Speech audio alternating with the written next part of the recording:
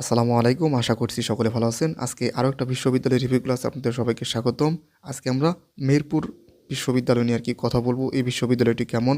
হয়তোবা আপনারা জানেন যে এই বিশ্ববিদ্যালয়টি নতুন একটি বিশ্ববিদ্যালয় এবং এবছর থেকে মোটামুটি চালু হতে যাচ্ছে পাবলিক বিশ্ববিদ্যালয় হিসেবে। তো এই বিশ্ববিদ্যালয় নিয়ে বিভিন্ন তথ্য দেবো।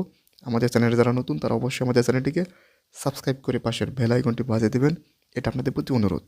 তো মেহেরপুর বিশ্ববিদ্যালয় এটি যদিও 2023 সালে প্রতিষ্ঠিত হয়েছে, কিন্তু মূলত চালু হচ্ছে আর কি এই বছরই 2025 সালেই, অর্থাৎ বুঝতেই পারছেন 2025 সাল থেকে আর কি ধরতে হবে। যেহেতু প্রতিষ্ঠিত হয়েছে সেই জন্য আমি লিখেছি 2023 সাল।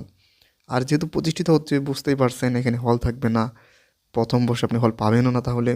আর সেশন জট নেই, কারণ যেহেতু আপনারাই প্রথম ব্যাচ, সেশন জটের দেখা পাবেন না, একটা ভালো দিক আছে আর কি। র্যাগিং পাবেন না, এটা একটা ভালো দিক।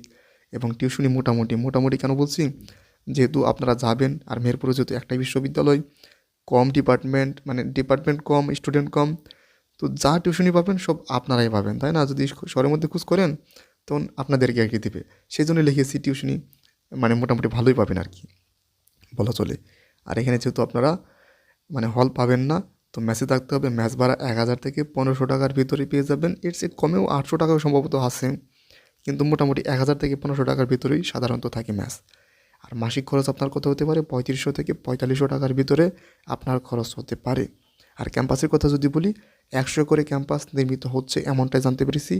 মানে এখনও তেমন কিছুই তৈরি হয়নি, একটা বিল্ডিং আর কি দাঁড় করে রাখছে এই আর কি। তো এখানে কিছু ভালো দিক আছে, খারাপ দিক আছে, সব কিছু নিয়ে কথা বললাম। এরপরে যদি আপনাদের মনে কোনো যদি প্রশ্ন থাকে তাহলে অবশ্যই করতে পারেন, আমরা উত্তর দেওয়ার চেষ্টা করব ইনশাল্লাহ।